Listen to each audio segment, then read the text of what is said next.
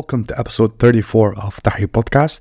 It is the 24th of December 2023, and the Rapid Support Forces, commonly known as the Janjaweed or the RSF, have announced the seizure of Wad Madani, Sudan's second city. In this episode, my guest who fled from Khartoum to Madani when fighting started around April 2023 joins me from South Madani to speak on the catastrophic situation on the ground right now. To provide some basic background, in 2019, Sudanese President Omar al-Bashir was overthrown by the military amid months of protests throughout the country. Following that, General Abdel Fattah al-Burhan, the head of the Sudanese Armed Forces, and General Mohammed Hamdan Dagalo, the head of the RSF, shared power with the civilian government. In 2021, the two generals seized power through a military coup, only to fall out this year, April 2023, over the timetable for the RSF to be integrated into the army, plunging the country into civil war with the SAF on one side and the RSF on the other. A week or two later, I sat down with CSIS Senior Associate and former White House National Security Council official, Mr. Cameron Hudson, in Durham, North Carolina, to discuss the matter. It was episode 26. I highly recommend you give it a listen for more details. The RSF has gradually advanced on major cities across the country, taking control of 4 of Darfur's states and most of Khartoum. The UN has stated that about half of Sudan's population is facing hunger, and more than 20 million children have not been in school since the start of the war. The RSF is infamously known for extrajudicial executions, looting, and raping. The army says it will investigate the surprise withdrawal that enabled the RSF to take control of Wad Madani. The RSF, who have been battling the army since April, are believed to control nearly 70% of Sudan's capital city, Khartoum, along with most of the western Darfur region. Hundreds of thousands of people have fled from unsafe areas like Khartoum to Gezira and Wad Madani. Now, both Wad Madani and Gezira seem to have also fallen to the RSF. Regional efforts to stop the war or bring about a temporary ceasefire have all failed. Welcome to TahrirPodcast, Omenya. It's a pleasure to have you on. Could you please introduce yourself briefly? Hello, yes, thank you so much for having me as a guest. I think it's really important to amplify Sudanese voices these days because what we're going through is truly a tragedy and we're suffering in silence. My name is Omenya. I'm 21 years old. I recently graduated from International Relations and Diplomatic Studies. So how is it like in Madani right now? What's the situation like? The situation in Madani is catastrophic. Like most people have fled on foot, and the people who are still trapped are living in immense fear. Fear of looting, fear of kidnapping, raping, nothing is really, there's no limit to the atrocities of the RSF. So people are just living in panic. And also another thing, most of the markets are closed, so most people are scared that they will not be able to find food. And also hospitals are closed. So yeah, it's really tragic what's happening in Madani. It's not even just in Madani, it's basically in Madani and all the areas surrounding Madani. I've read a lot of heartbreaking tweets and Facebook posts by Sudanese women looking for abortion pills the moment they knew the RSF was coming. Could you elaborate a bit on why the RSF is so feared and what have you heard regarding that? Yes, I'm not gonna lie to you. I lived in Madani for 3 days and I was living under absolute terror out of the raping campaigns they launched and held against the Sudanese women. I personally have posted a tweet about being so scared and searching for ways to avoid pregnancy in case the raping happens. So yeah, the RSF are known for their atrocities, prominently their crimes against women, using sexual terrorism against women during wars as a mean and a way to pressure the men, in the house, to basically break their spirit, and also the women. What have you heard about how the RSF took over Madani when a day before the Sudanese army seemed to have defended the city and even there were celebrations in the streets, which you tweeted about? So how did that happen overnight? How did Madani fall that quick? Honestly, it's still a mystery the day it all happened. Because, yes, you said that we held celebrations. Yep, we did. I was in the street. Everyone was in the street. We were all celebrating the Sudanese Armed Forces' victory against the RSF. And even the people who fled, they started returning. So it was, I would say, a huge shock to see what happened the next day, especially that when we were waiting We didn't hear a single bullet. And then suddenly I look at my phone and I see videos of RSF coming in huge numbers into Madani. So it was really a huge shock. Like, I cannot describe it to you, like how mind-baffling it was. How are you surviving through these conditions? Are markets still open? How do you get food and water? How am I surviving these conditions? Honestly, like I said, I fled to a village south of Madani, and now the RSF have come here as well.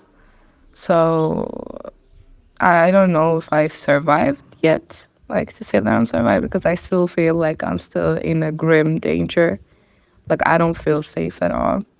And yes, most of the markets are closed for the past days. We haven't had enough food, not me or my family. And now I don't know how things are going to move forward. I guess I'll look at him. That's all I can say. What is the fate of the people that were seeking refuge in Madani in the first place? I personally was one of the people that were seeking refuge in Madani. Like, I'm originally a Khartoum resident. And after, April 15th, after like 2 weeks of tremendous terror, we had to flee to Madani. That's where my grandparents' house is.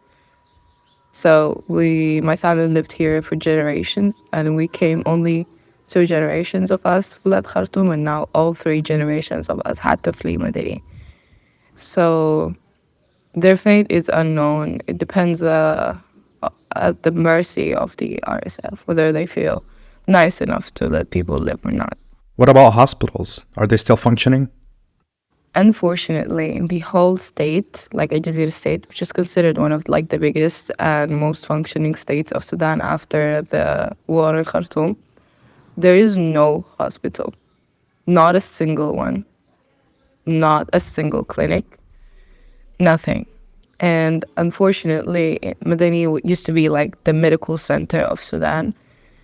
Most of the people were transferred there, like kidney dialysis centers, chemotherapy centers, heart diseases, hospitals, everything was transferred there. And now all these patients are scattered with nowhere to go and no way to find like medicine. Like, personally, I have a relative that needs kidney dialysis. Like, she's a kidney dialysis patient, and she goes twice a week, and now she missed 2 of her sessions, and I think she's gonna miss another 2. Because we couldn't find any place. And how do you think this will ultimately end? I don't know how this will end. Like, honestly, right now, it feels like we are at a dead end.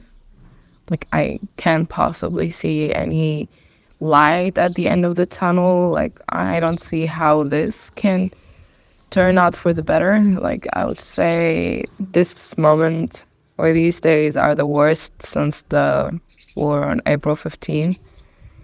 And it escalated the situation and the suffering of the people to whole new levels. If you could send a message to the world right now, what would you say? A message to the world. I would like the world to stop their selective empathy and look at what we're suffering. Look at us, our pain, our suffering. Enough of our pain falling into deaf ears, because at the end of the day, we're also humans with hopes and aspirations, just like the rest of like the world, basically. I feel like the world is really selective when it comes to empathy. It only can focus at one issue at a time, and I feel like that's a fault. Like, I think it can basically it's able to amplify all of our voices, all of us who are going through a crisis right now.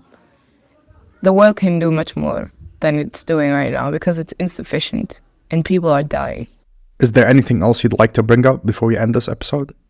Last thing I want to say is I would like to thank you so much for amplifying our voices and for taking time and effort to do this with me. Like, I really appreciate it. And I hope you and the listeners are having a wonderful day. Thank you so much.